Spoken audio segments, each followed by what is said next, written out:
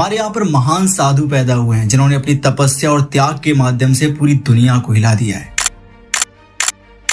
But आज के इस डिजिटल युग में कुछ ऐसे महापुरुष जन्म ले रहे हैं जो अपने धर्म और तपस्या के बल पर पूरी सोशल मीडिया को हिला दे रहे हैं।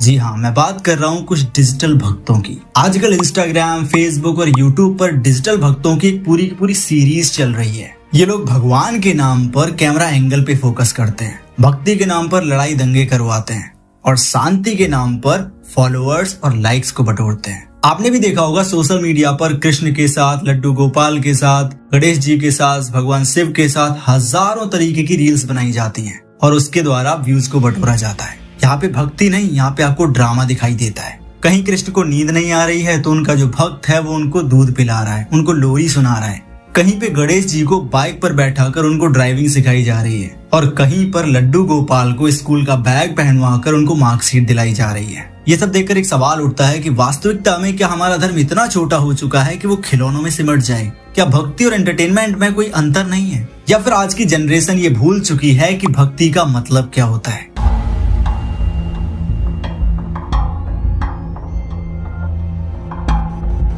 सावन का महीना आते ही कावड़ यात्रा शुरू हो जाती है। कावड़ यात्रा एक बहुत ही श्रद्धा का विषय है। हजारों सालों से यात्रा शिव भक्तों के लिए आत्म संयम का विषय रहा है। कावड़ यात्रा के लिए जो नियम बनाए गए हैं वो क्या कहते हैं कि नंगे पैर चलना, ब्रह्मचर्य का पालन करना, रास्ते में किसी से झगड़ा न करना और सीधा साधा जीवन व्यतीत करना, बिल्कुल सादगी के साथ। लेकिन आज का दृश्य कुछ और ही है। कावड़ियों के लिए डीजे ट्रक निकलते हैं, शराब और नशे में धुत लोग नाचते हैं, किसी की गाड़ी छू जाए तो तोड़फोड़ शुरू हो जाती है और ये सारी की सारी चीजें कैमरे में रिकॉर्ड की जाती हैं और फिर इंस्टाग्राम पे अपलोड किया जाता है #बम बोले। 90s के दशक तक कावड़ यात्रा मुख्य रूप से साधु संतों की हुआ करती थी, लेकिन 2000 के बाद ये एक तरह से बेरोजगारों का उत्सव बन गई है। आज कई लोग इसे सिर्फ एंटरटेनमेंट और वायरल कंटेंट का जरिया मानते हैं। भारत के बड़े बड़े तीर्थ स्थल हैं, बद्रीनाथ, केदारनाथ, वैष्णो देवी।